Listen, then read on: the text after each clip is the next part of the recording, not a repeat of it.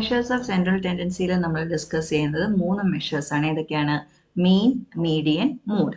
അപ്പം central tendency എന്ന് പറഞ്ഞാൽ തന്നെ എന്താ? സെൻട്രൽ എന്ന് പറഞ്ഞാൽ എന്താ? നടുക്ക് എന്നുള്ളൊരു അർത്ഥം. അപ്പൊ സെൻട്രൽ ടെൻഡൻസി എന്ന് പറഞ്ഞാൽ നടുക്കുള്ള വാല്യൂ കണ്ടുപിടിക്കാനുള്ള ഒരു ശ്രമമാണ്. അപ്പൊ measures of central tendency are statistical tools that help us understand the typical or average performance of the set of data.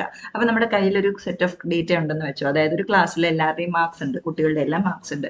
അപ്പൊ ക്ലാസ് ആവറേജ് എത്രയാണ് എന്നൊക്കെ നോക്കണമെങ്കിൽ നമ്മൾ എന്ത് ചെയ്യണം? മെഷേഴ്സ് ഓഫ് സെൻട്രൽ ടെൻഡൻസി ആണ് അവിടെ നോക്കേണ്ടത്. ഈ മെഷേഴ്സ് ഓഫ് സെൻട്രൽ ടെൻഡൻസി അല്ലെങ്കിൽ ഈ ആവറേജിനെ നമുക്ക് 2 തരത്തിൽ ഡിവൈഡ് ചെയ്യാം. ഒന്നെന്ന് പറയുന്നത് മാത്തമാറ്റിക്കൽ ആവറേജ് ആണ്, അതായത് നമ്മൾ കമ്പ്യൂട്ട് ചെയ്ത് കണ്ടുപിടിക്കുന്ന ഒരു മീൻ, അതിനെയാണ് നമ്മൾ മീൻ എന്ന് പറയുന്നത്. രണ്ടാമത്തെന്ന് പറയുന്നത് പൊസിഷണൽ ആവറേജ് ആണ്. പൊസിഷണൽ ആവറേജ് എന്ന് പറഞ്ഞു കഴിഞ്ഞാൽ എന്താ? ആ ഡേറ്റയെ നമ്മൾ അറേഞ്ച് ചെയ്തിട്ട് ആ ഡേറ്റയുടെ നടുക്ക് വരുന്ന ഡേറ്റ എന്താണ് എന്ന് കണ്ടുപിടിക്കുന്നത്, പൊസിഷൻ വൈസ് കണ്ടുപിടിക്കുന്ന നടുവ്, അതാണ് എന്ത്? മീഡിയൻ ആൻഡ് മോഡ് എന്ന് പറയുന്നത്. ഓക്കെ, ഇനി നമുക്ക് മീൻ എന്താന്ന് നോക്കാം. അരിത്തമെറ്റിക് മീൻ അല്ലെങ്കിൽ മീൻ, അരിത്തമെറ്റിക് ആവറേജ് എന്നൊക്കെ പറയുന്നത് മീൻ തന്നെയാണ്. സോ അതെന്താണ്? It is a sum of all values divided by the number of values. അപ്പൊ ഈ ഒരു എക്സാമ്പിളിൽ നമുക്കത് മനസ്സിലാവും. ഇവിടെ എത്ര വാല്യൂസ് ഉണ്ട്? 1, 2, 3, 4, 5 5 വാല്യൂസ് ഉണ്ട്. അപ്പം നമ്മൾ മീൻ കാണണമെങ്കിൽ അല്ലെങ്കിൽ ആവറേജ് കാണണമെങ്കിൽ എന്താ ചെയ്യേണ്ടത്? Sum of all values divided by number of values. അപ്പം ഇതിന്റെ എല്ലാം സമ്മ് കണ്ടിട്ട് ഇതിനെ എല്ലാം ആഡ് ചെയ്തിട്ട് അതിനെ divided by number of values 5 എന്നല്ലേ പറഞ്ഞു, അപ്പൊ ഡിവൈഡഡ് ബൈ 5. ഇതാണ് എന്ത്? മീൻ എന്ന് പറഞ്ഞാൽ നമുക്ക് കിട്ടുന്നത്. അപ്പൊ ഇതിനെല്ലാം ആഡ് ചെയ്യുമ്പോൾ നമുക്ക് കിട്ടുന്നതാണ് എന്ത്? 400. സോ 400 ഡിവൈഡഡ് ബൈ 5 എന്താണ്? 80. അപ്പം അതേപോലെ ഇതിനെ യൂസ് ചെയ്യുന്ന ഫോർമുലയാണ് ഈ തന്നിരിക്കുന്നത്. എന്ത്? X bar is equal to sigma X I divided by N. X I എന്ന് പറയുന്നത് എന്താണ്? ഓരോ ഡേറ്റയാണ്. ഇപ്പം x1 i is equal to 1 ആണെങ്കിൽ x1 വരും. x1 എന്ന് പറയുന്നത് എന്താ? 60, ആദ്യത്തെ ഡേറ്റ. അതേപോലെ x2 എന്ന് പറഞ്ഞാൽ എന്താ? 70. x3 എന്ന് പറഞ്ഞാൽ 80. സോ അങ്ങനെ xi വരെ പോകും. ഓക്കെ, സോ മീനിന്റെ ഫോർമുലയാണ് ഈ തന്നിരിക്കുന്നത്. അടുത്തതാണ് എന്ത്? മീഡിയൻ. മീഡിയൻ എന്ന് പറഞ്ഞാൽ എന്താ? It is the middle value when all values R arranged in ascending or descending order. അപ്പൊ നമുക്ക് തന്നിരിക്കുന്ന വാല്യൂസിനെ എല്ലാം നമ്മൾ ആദ്യം എന്ത് ചെയ്യണം? അസെൻഡിങ് ഓർഡറിൽ അല്ലെങ്കിൽ ഡിസെൻഡിങ് ഓർഡറിൽ അറേഞ്ച് ചെയ്യണം. അതിൽ കണ്ടിട്ട് അറേഞ്ച് ചെയ്തതിന് ശേഷം അതിന്റെ നടുക്കത്തെ വാല്യൂ എന്താണോ, അതായത് പൊസിഷണൽ ആണെന്ന് നമ്മൾ പറഞ്ഞു അല്ലേ, അപ്പം അറേഞ്ച് ചെയ്തിട്ട് നടുക്ക് ഏതാണോ വാല്യൂ വരുന്നത് അതാണ് നമ്മുടെ എന്തായിട്ട് വരിക? മീഡിയൻ എന്ന് വരിക. ഇപ്പൊ നോക്കിക്കേ, ഇവിടെ 5 ഡേറ്റ ഉള്ളേ. 1, 2, 3, 4, 5. ഓക്കെ, അപ്പൊ 5 ഡേറ്റ ഉണ്ടെങ്കിൽ, അതായത് ഓഡ് നമ്പർ ഓഫ് ഡേറ്റ ആണെങ്കിൽ മീഡിയൻ കാണാനുള്ള ഫോർമുലയാണ് എന്ത്?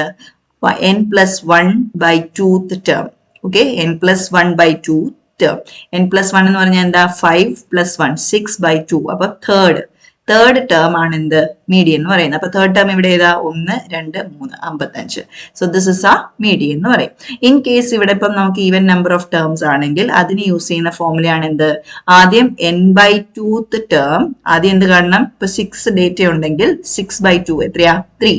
അപ്പം തേർഡ് ടേം പ്ലസ് n/2 + 1, അതായത് 6/2 എന്ന് പറയുമ്പോൾ 3 + 1 4th ടേം. അപ്പൊ third term plus 4th term divided by 2.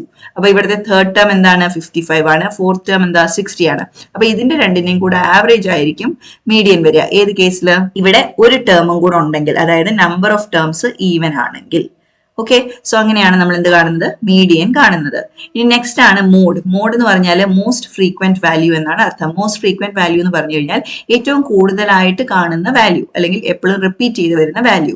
അപ്പം ഈ വാല്യൂ എന്ന് പറയുന്നത് നമുക്ക് നോക്കുമ്പോൾ തന്നെ കാണാം. എന്താ? ഇപ്പൊ നമ്മുടെ കയ്യിൽ ഡേറ്റ ഉണ്ട് 40, 40, 50, 60, 70. അപ്പൊ ഇതിൽ നോക്കിക്കേ, 40 2 വട്ടം വരുന്നുണ്ട്. വേറെ എന്തെങ്കിലും അങ്ങനെ റിപ്പീറ്റ് ചെയ്യുന്നുണ്ടോ? ഇല്ല. അപ്പൊ മോഡ് എന്താണ്? ഇവിടെ 40 ആണ്. അപ്പം ഏറ്റവും കൂടുതലായിട്ട് വരുന്നത് ഏതാണോ അതാണ് നമ്മുടെ മോഡ് എന്ന് പറയുന്നത്. അപ്പൊ ഇങ്ങനെയാണെങ്കിൽ നമ്മൾ ഇങ്ങനെയുള്ള കാൽക്കുലേഷൻസ് ഒക്കെ എന്തിനെ ഹെൽപ്പ് ചെയ്യും? In the context of summative and formative assessment ഈ മെഷേഴ്സ് എല്ലാം will help us to monitor the progress of students. പിന്നെ എന്താണ്? Assist in diagnosing learning gaps. അതേപോലെ തന്നെ എന്താണ്? Guide instructional decisions. അതുകൊണ്ടാണ് നമ്മൾ എന്ത് യൂസ് ചെയ്യുന്നത്? ഇങ്ങനത്തെ സ്റ്റാറ്റിസ്റ്റിക്കൽ ടൂൾസ് എഡ്യൂക്കേഷനിൽ യൂസ് ചെയ്യുന്നത്. അപ്പം വേറെ നമുക്ക് എഴുതാം. എന്താണ്? To summarise student performance quickly, അതായത് സ്റ്റുഡൻസിന്റെ പെർഫോമൻസ് നമുക്ക് സമ്മറൈസ് ചെയ്ത് പറയാൻ നമുക്ക് ഈ ടൂൾസ് യൂസ് ചെയ്യാം. അതേപോലെ to compare individual performances of to class trends, അതായത് ഒരു കുട്ടിയുടെ ക്ലാസ്, ഇപ്പൊ നമുക്ക് ക്ലാസ് ആവറേജ് കിട്ടിയിട്ട് ഒരു കുട്ടിക്ക് ക്ലാസ് ആവറേജ് 60 ആണ്, ഒരു കുട്ടിയുടെ മാർക്സ് 90 ആണ്. അപ്പൊ നമുക്ക് എന്ത് ചെയ്യാം? കുട്ടി നന്നായിട്ട് പെർഫോം ചെയ്യുന്ന ഒരു കുട്ടിയാണ്, ക്ലാസ്സിൽ എല്ലാവർക്കും മിക്കവാറും 60 കിട്ടുമ്പോൾ ഈ കുട്ടിക്ക് എന്ത് കിട്ടിയിട്ടുണ്ട്? 90 മാർക്സ് കിട്ടിയിട്ടുണ്ട് എന്ന് പറയാം. പിന്നെ എന്താ, to help teachers plan instructions based on group learning needs. അപ്പം ടീച്ചേഴ്സിന് എന്ത് ചെയ്യാം, ഇൻസ്ട്രക്ഷണൽ പ്ലാനിങ് എല്ലാം നടത്താം. അതായത് കൂടുതൽ കുട്ടികൾക്ക് കിട്ടിയിരിക്കുന്ന ആ ഒരു മാർക്ക് വെച്ചിട്ട് നമുക്ക് എന്ത് ചെയ്യാം, ഇനിയും പഠിപ്പിക്കണോ വേണ്ടയോ, അതോ നമുക്ക് കുറച്ചുകൂടെ എന്താ പറയുക എക്സസൈസ് കൊടുക്കണോ എന്നൊക്കെ തീരുമാനങ്ങൾ എടുക്കാൻ കഴിയും. അതേപോലെ എന്താണ്, നമുക്ക് ഐഡന്റിഫൈ ചെയ്യാൻ പറ്റും എന്താണ് ഹൈ അച്ചീവേഴ്സ് ആരൊക്കെയാണ്, ആവറേജ് ലേണേഴ്സ് ആരൊക്കെയാണ്, ലോ പെർഫോമേഴ്സ് ആരൊക്കെയാണ് എന്ന രീതിയിലൊക്കെ നമുക്ക് എന്ത് ചെയ്യാം, നമുക്ക് ഐഡന്റിഫൈ ചെയ്യാം. പിന്നെ എന്താണ്, നമുക്ക് പാരന്റ്സ് ടീച്ചർ മീറ്റിംഗിലൊക്കെ ഇഫക്റ്റീവായിട്ട് റിസൾട്ട്സും കമ്മ്യൂണിക്കേറ്റ് ചെയ്യാൻ കഴിയും. സോ ഇതാണ് എന്ത്, ഈ സെൻട്രൽ ടെൻഡൻസീസ് അല്ലെങ്കിൽ മെഷേഴ്സ് സ്റ്റാറ്റിസ്റ്റിക്കൽ ടൂൾസിന്റെ ഉപകാരങ്ങൾ. ഓക്കെ, അത് ഏതിന്റെ ചോദിച്ചാലും നമുക്ക് ഇതൊക്കെ എഴുതാൻ കഴിയും കേട്ടോ. ഇനി അടുത്തത് വരുന്നതാണ് എന്ത്, നമ്മൾ ഇതിന്റെ ഡിസഡ്വാൻറ്റേജസ് അല്ലെങ്കിൽ പ്രശ്നങ്ങൾ എന്താണെന്ന് നോക്കാം. മീൻ എന്ന് പറഞ്ഞാൽ എന്താ, മീൻ എന്ന് പറയുന്നത് എപ്പോഴും നമ്മൾ കാണുന്നത് ആവറേജ് ആണ്. പക്ഷേ ഈ മീനിൽ ഒരു വലിയ വാല്യൂ അല്ലെങ്കിൽ തീരെ ചെറിയൊരു വാല്യൂ വന്നു കഴിഞ്ഞാൽ ആ മീൻ കംപ്ലീറ്റ് ആയിട്ട് മാറി. ഓക്കെ, അപ്പം അതായത് എന്താണ്, നമുക്ക് എക്സ്ട്രീം വാല്യൂസ് അല്ലെങ്കിൽ ഔട്ട്ലൈനേഴ്സ് എന്നാ പറയുന്നത്. അതായത് ഇപ്പൊ ഞാൻ പറയുമ്പോൾ ഈ വാല്യൂസ് എല്ലാം നോക്കിക്കേ, 30, 35, 40, 45 എന്ന് പറയുന്നതൊക്കെ അടുത്തടുത്തുള്ള വാല്യൂസാ. ഇതിന്റെ കൂടെ ഒരു 0യോ ഒരു 100ഓ ഒക്കെ വന്നു കഴിഞ്ഞാൽ ഇതിന്റെ മീൻ ആകെ മൊത്തം എന്ത് ചെയ്യും, മാറിപ്പോവും. ഓക്കെ, അപ്പൊ അതെന്താണ്, അത് ഈ ഡേറ്റയെ ട്രൂലി റെപ്രസെന്റ് ചെയ്യാൻ പറ്റില്ല അങ്ങനെ മാറിയിട്ടുണ്ടെങ്കിൽ. സോ ഔട്ട്ലൈനേഴ്സ് വന്നു കഴിഞ്ഞാൽ മീൻ എന്ത് ചെയ്യും, അഫക്റ്റഡ് ആകും. മീഡിയൻ എന്ന് പറയുന്നത് എന്താണ് പ്രശ്നം, മീഡിയൻ എന്ന് പറയുന്നത് ഒരു മിഡിൽ പൊസിഷൻ മാത്രമേ നമ്മൾ പറയുന്നുള്ളൂ അല്ലെ. അപ്പം ആക്ച്വലി വാല്യൂ എന്താണ് എന്ന് പോലും നമ്മൾ എന്ത് ചെയ്യുന്നില്ല, മീഡിയൻ എന്ന കേസിൽ നമ്മൾ നോക്കുന്നില്ല. അപ്പം ആ ഒരു വാല്യൂ പോലും നോക്കാതെയാണ് നമ്മൾ എന്ത് കണ്ടുപിടിക്കുന്നത്, മീഡിയൻ കണ്ടുപിടിക്കുന്നത്, അല്ലെങ്കിൽ പൊസിഷൻ വൈസ് ആണ് നമ്മൾ മീഡിയൻ കണ്ടുപിടിക്കുന്നത്. അപ്പൊ ഇവിടെ ഇതിൽ തന്നിരിക്കുന്ന എക്സാമ്പിൾ നിങ്ങളൊന്ന് ശ്രദ്ധിക്കുക. Whether the scores are 10, 20, 30 or 28, 29, 30. ഇതിലെല്ലാം വരുന്ന എന്താണ്, ഇങ്ങനെ വന്നാല് മീഡിയൻ ഈസ് 30 അല്ലെ, മീഡിയൻ ഇസ് 30 ഇൻ ബോത്ത്.